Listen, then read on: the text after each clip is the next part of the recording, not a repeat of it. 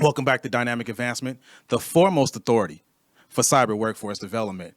Our mission is to help professionals navigate through successful cyber careers. And part of that mission is putting out this hot cyber jobs alert. And we have a good hot cyber job alert for you today. My special guest who's about to share this information about this hot cyber job is a 22-year Air Force veteran, strong background in cyber and cybersecurity. He's currently a cybersecurity engineer with Sentar Incorporated, and it gives me great pleasure to welcome my special guest, Mr. Gerald Fuchs.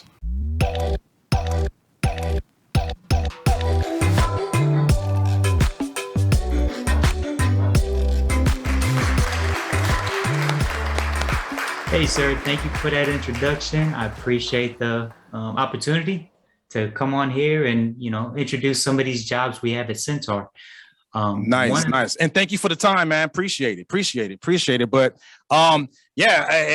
like we talked about offline, man, I wanted to let you use our platform to just kind of promote the stuff that you have, because you guys have some hot cyber jobs. So I'll give you the floor, sir. Okay, so as my position, I'm just a cybersecurity engineer. I'm not necessarily a talent acquisition or recruiter or anything like that. What I am, though, and what the company emphasizes for us, is to be ambassadors for our company. We want to bring in the best team members to have the best team. You gotta have a great team to lead everything and be the best. And our company, our leadership, they want us to go out and promote our company and bring in this talent so that everybody has opportunities. Nice. And that's what it's all about. And our opportunities more so run into the DHA realm. We have multiple contracts with DHA and some other side. For our non-military related folks, what's DHA, sir? Okay. So it's the Defense Health Agency, where we work with DoD medical facilities throughout the world.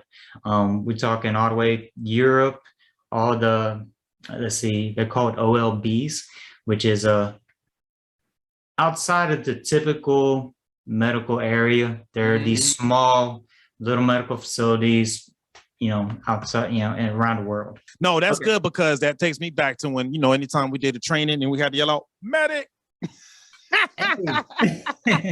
And even back in my ISSM days, man, I remember we were responsible for even the medical networks and stuff like that. So I'm glad you shared that little blurb about the Defense Health Agency, because I think a lot of people, when they think cyber and cyber jobs, cyber careers, they may not be thinking about the health industry as a career pathway.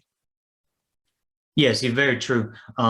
These are a lot of different systems. And when you think of a base, you have base IT, and then you have medical that deals with their own set of challenges and vulnerabilities.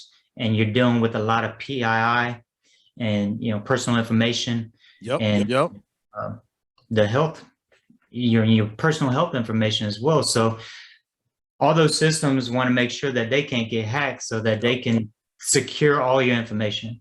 And that's what we kind of do. Nice. The team I'm on, we deal with vulnerability management assessments. So the cybersecurity specialist job that I'm, want to advertise, deals with the programs of records, or PMOs, as privately managed objects. PMOs, I remember those. Exactly.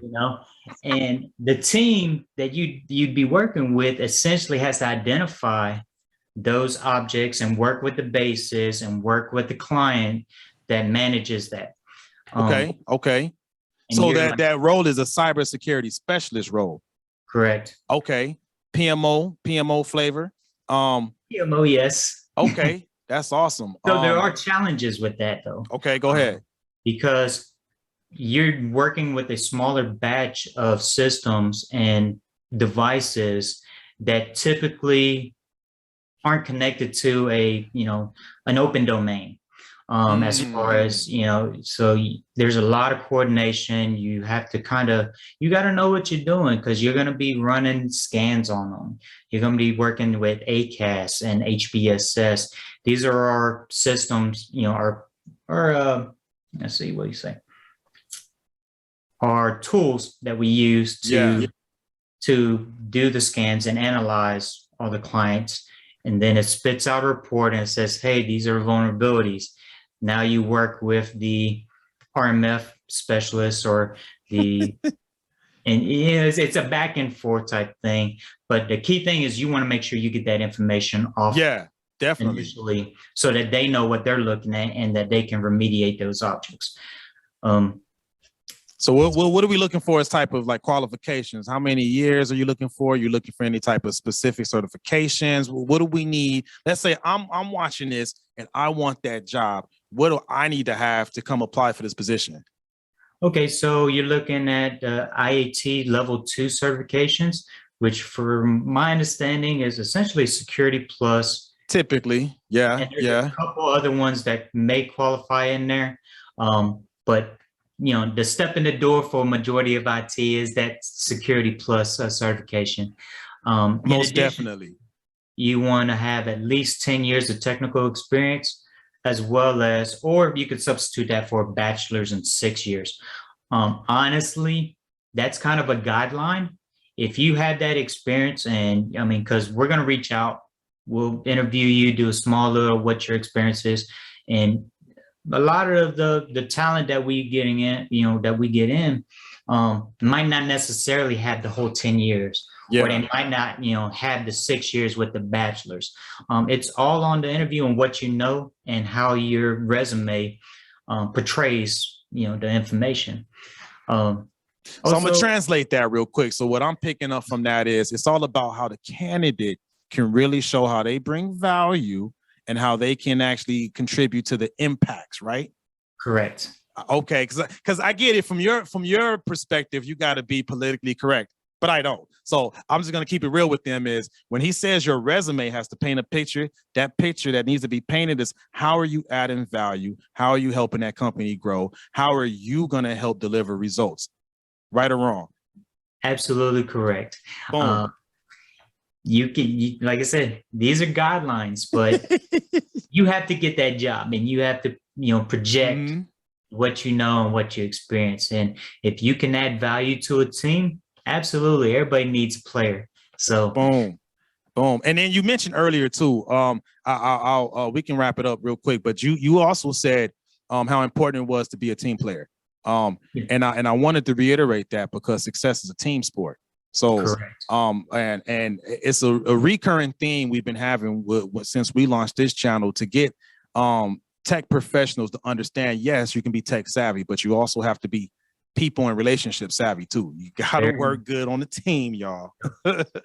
Yes, very much. I mean, day to day, like the team that I'm on right now is great. If you kind of get stuck, because we all don't know everything. So there's going to be times when something comes up and you're just like, hey team, I need some help.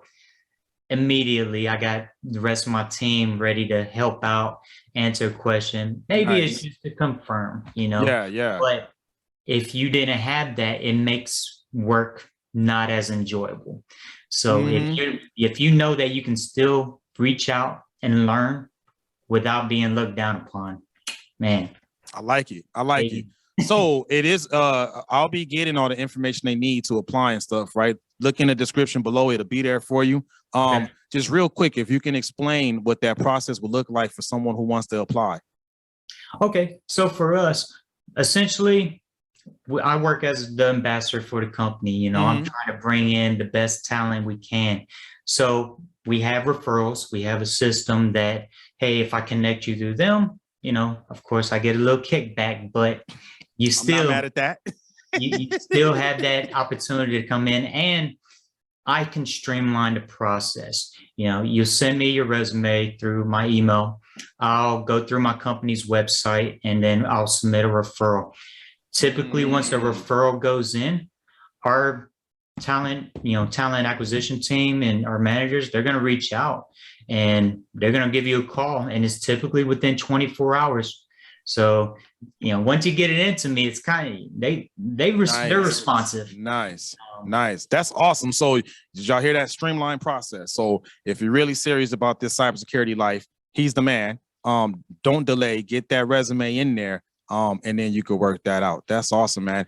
So what I typically do as well is once I get the resume in, I'm going to review it. And if there's a better fitting job that goes with your resume, I'll let you know. I was like, hey, this one may actually be better for you as opposed to the one that I was advertising, because sometimes they don't match up, and I'm kind of putting my name on it, and I don't want to send our team some random, hey, this doesn't even work. Why are you sending us Fair this? enough. Fair enough. And the other aspect is if you look through our website at centaurs.com/jobs, if it does not have a location, those are remote, 100%. Oh, so what you just said is y'all got some remote positions too.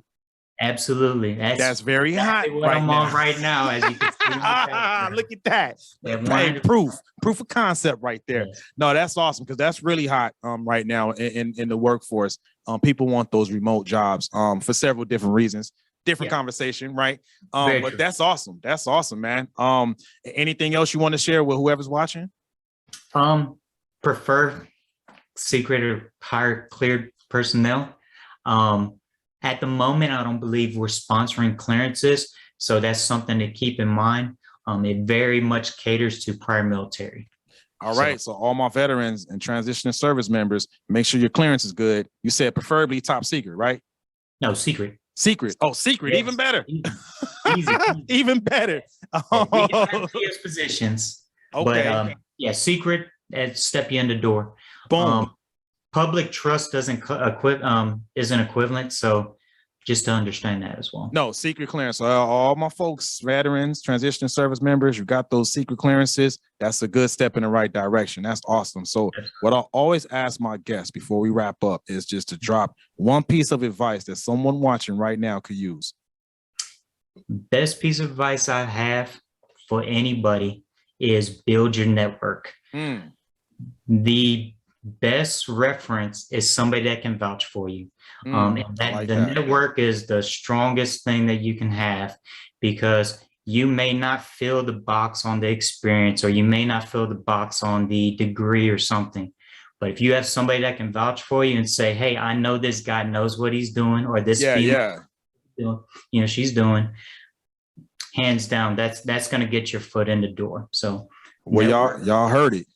Y'all heard it. So it's funny because every single guest that I've had, they all mention networking.